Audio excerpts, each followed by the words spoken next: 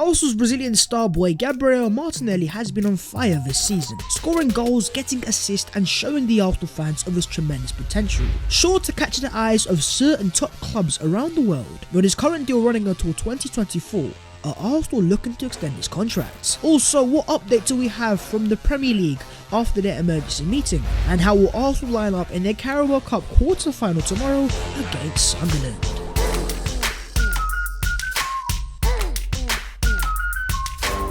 Yo, what is going on guys? My name is Baz14 and welcome back to your boys channel. As per, make sure to go down there and smash a like on the video, and also do subscribe to your boys channel if you guys are new, and help your boy on his road to 70,000 subscribers. But let's get into the Arsenal news, and let's start off with Gabriel Martinelli. The Brazilian Arsenal star boy has been on fire in recent games. Even though he had a slow start to the year and some fans were saying loan him out, this guy has come back into the Arsenal first team. He's become an integral starter, and now he is putting goals and assist on the table. In your boy's words, it's things you absolutely love to see. And here's a stat for you guys: Gabriel Martinelli is the first player to score 2+ goals and create 5 chances for Arsenal in a single Premier League game since Alexis Sanchez at West Ham in December 2016. So when your boy was saying this guy unleashes in Alexis Sanchez, I weren't lying. Even the stats are backing your boy up. But now that Martinelli is starting games, scoring goals, getting assists and becoming slowly but surely an integral member of the Arsenal first team, there have been a couple little questions over his current Arsenal contract. Of course, he did sign a brand new deal back in 2020, but that contract is set to expire in 2024, meaning come the end of this year, he will only have 2 years left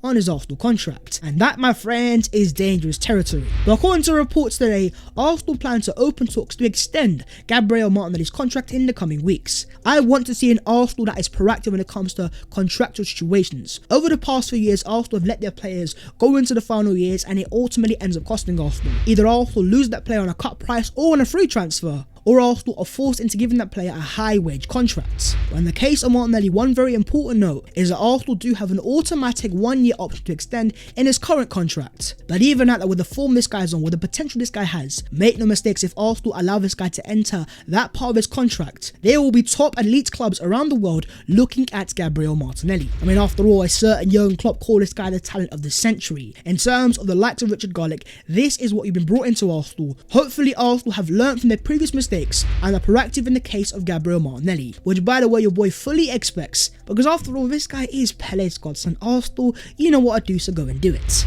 This video has been kindly sponsored by the guys at OneFootball. OneFootball is the app when it comes to staying up to date with the beautiful game. Now, whether that be staying up to date with the latest transfer news, maybe staying up to date with the team's latest fixtures, or even things like lineups, goal alerts and live match updates. To put it simple, if you are a fan of football, you need OneFootball. Well, that sounds amazing, Babs, but how much does this app cost? Well, this is the beauty of OneFootball. You can access all their great features for the price of absolutely nothing. Yes, the app is available for free, and so make sure to hit the first link down below in the description and download the OneFootball app. Not only do you guys get access to a great app, but you're also helping your boys channel out massively, so for that, a gargantuan thank you from me to you. Ben White on Martinelli's good form says, I see him every day, so it's not really a surprise to me. He's a very talented player, and that's what we are starting to see. Quite a few Arsenal players have praised Martinelli behind the scenes, even prior to his burst of form. Of course, there you have Benjamin White, but even prior to that, I believe Martin Odegaard said Martinelli was the most talented player or most skillful player in the Arsenal training ground. And the more I think about it now, I think he is more of a winger striker type of player. I can understand why fans want to see him as an out and out number 9, but in the current age of football, most of the goal scorers are playing out wide. You've got Sadio Mane, Mo Salah, Raheem Sterling as just examples. So talk to me down below in the comments on what do you guys think is the best position for Gabriel Martinelli's Arsenal future. Is he a winger or is he more of a centre forward? Talking about strikers, let's talk Dusan Vlahovic, because Sky in Italy are reporting today that Fiorentina is still talking with Arsenal on Dusan Vlahovic, but the player at the moment is not interested. However, a deal with Juventus is very complicated. In addition to the high price for the player, his agent is also requesting commission. So even though Vlahovic is kind of making clear right now, I don't want to go to Arsenal, Arsenal still remain in talks. In terms of price tag for the player, this guy would be very expensive, but it's a deal that Arsenal can make happen. And when it comes to transfers and convincing players, as always, money's gonna talk. If Arsenal were to offer Vlahovic's agent some commission and offer the player high wages, and Arsenal were to get Champions League football, for me this becomes a very easy deal to make happen. But at the same time, if the player right now isn't interested, for me, I'm not interested either, even though Vlahovic is a great player. And here's a stat for you guys: most Serie A goals scored in a single calendar year since 1960, Vlahovic has matched the record of Cristiano Cristiano Ronaldo with 33 in this calendar year. This guy scores goals and he scores goals for fun. He is still 21 years of age, he's got great potential. But if you don't want to play for Arsenal Football Club, then my friend, forget about it. We are not a side course, we're the main course. And I want to see Arsenal sign players that want to play for Arsenal actively. Look at the likes of Aaron Ramsdale, Martin Odegaard, Ben White. These guys have chosen Arsenal. And so when you see these guys play for Arsenal on the pitch, they put that extra bit of quality and effort. But as per my friends, let me know your own thoughts on Dusan Vlahovic. And would you want Arsenal, and would you want to see Arsenal convince a player to join Arsenal Football Club? Keeping it on the strikers, let's talk Pierre-Emerick Aubameyang. As James Ollie is reporting today that Technical Director Edu and Chief Executive Vinay Venkatesh are both unambiguous in the support of Aubameyang being stripped of the captaincy. So essentially speaking, Mikel Arteta's decision to strip Aubameyang of the Arsenal captaincy has been backed by the Arsenal board.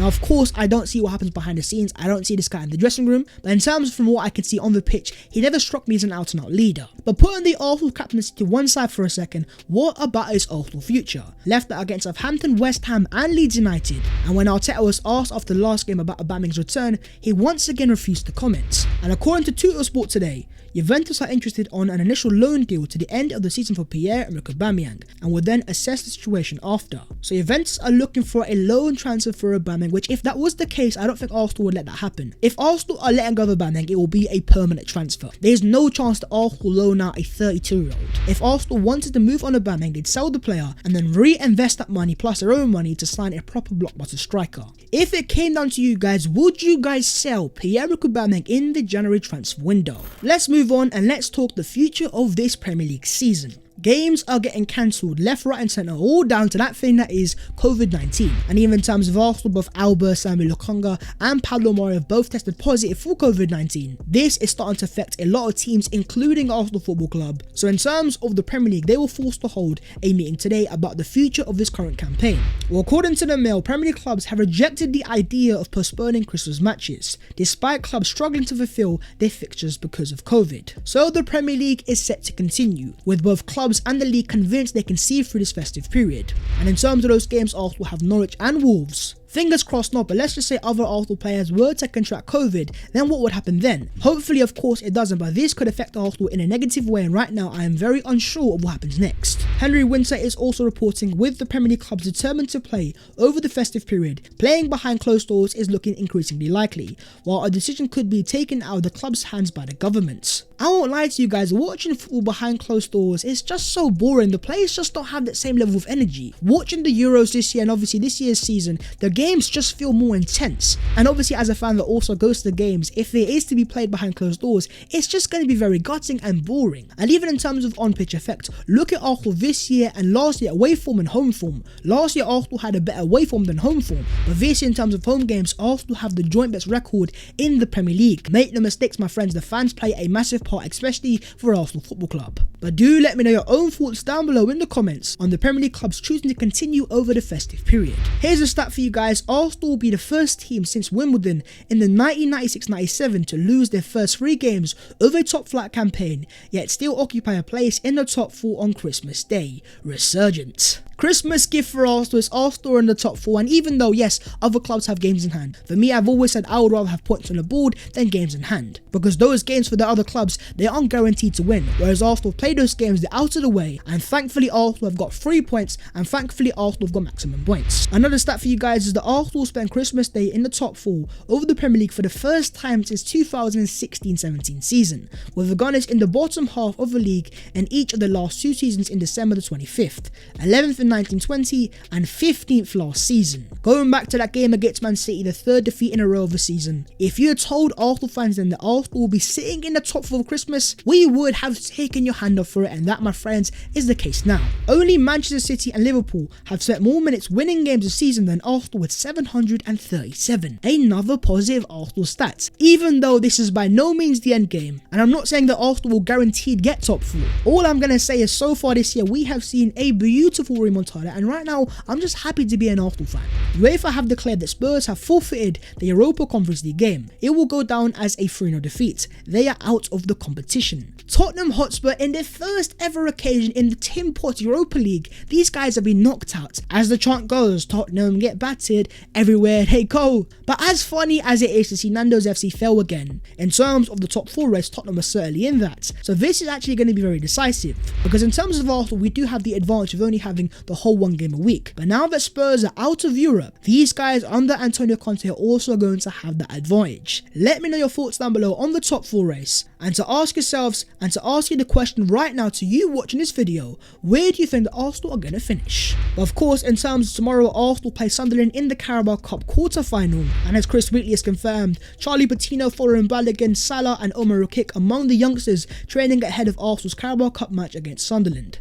It's a Carabao Cup quarter-final against a League One team. I fully expect Arteta to rotate, but how many youngsters is he going to play? Well, here's your boys' predicted lineup of Leno in goal, Cedric Rekic, Rob Holding, Tavares back 4, El Neni and Maitland-Niles midfield, Patino and Ketty and Pepe behind the striker in Foreign Balogun. Your boy won't lie to you guys, this was actually a very hard lineup to predict. I don't have a clue what lineup Arteta is going to play, but with Arsenal being on the Emirates as well and it being a quarter-final, Arsenal have a chance to get into the semi-finals of the Carabao Cup. But at the same time, I'd love to see the likes of Patino and Balogun both get a chance in the Arsenal first team. But what do you guys make of the game tomorrow, and what is your own personal Arsenal predicted lineup? Okay, let's move on to the other Arsenal news today. And starting off with Kevin Campbell on Arsenal's goalkeeper, we're talking Aaron Ramsdale. Kevin Campbell says Aaron Ramsdale can be captain, but goalkeepers are crazy. They are all mad.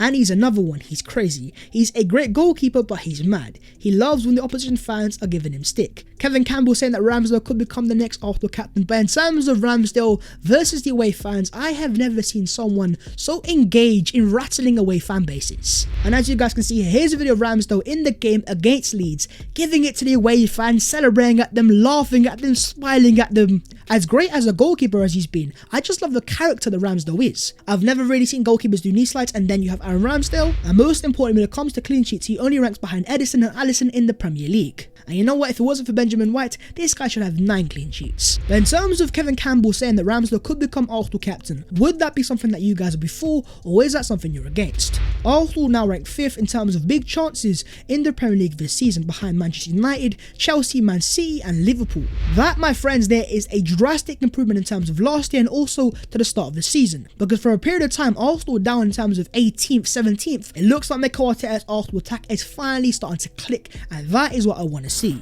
Talking about chances created in the Premier League, Bukayo Saka ranks 4th behind only Mo Salah, Bruno Fernandes and Trent Alexander-Arnold. Top 4 chance creator in the Premier League, that's our star boy. And as I've said in previous videos, I think that Saka is Arsenal's go-to creator as it stands. The standards of playmaking from that right hand side for a player who's still 20 years of age, if and when he adds finishing to his game, let's just say the potential is absolutely crazy. Martin Odegaard in the last 5 games has 17 key passes, 3 goals, 1 assist, phenomenal stuff, and yet I still feel he's got a lot more in his locker. And for me, it just goes to show the character that Odegaard is, because he was slated by so many Arsenal fans and written off by some as well. The fact that he's come back into the Arsenal first team, become a starter, scoring goals, getting assists, and also now creating chances. Make no mistake, we are just starting to see a glimpse of what Martin Odegaard could become. And finally, on this day in 2019, Mikel Arteta was named the manager of Arsenal. Since then, 107 games, 60 wins, 18 draws, 29 losses, an FA Cup, a Community Shield, 187 goals scored, 115 conceded, and a 56% win rate. Happy 2-year anniversary to the Arsenal manager Mikel Arteta. In terms of Mikel Arteta's first 2 years as Arsenal manager, rate it out of 10 down below in the comments, with 1 being awful and 10 being beautiful. But that is the video there and there. If you guys have enjoyed, make sure to go down there and smash a like on the video, and also do subscribe to boy's channel if you guys are new. If you guys want to follow boy on them social medias, then the links will be down below in the description. That was the latest Arsenal news today. Gabriel Martinelli brand new contract. Arsenal make it happen for tomorrow. It's Sunderland, it's the quarterfinal, it's the Carabao Cup. Let's get into the semi-finals, baby. I will see you guys next time in a bit.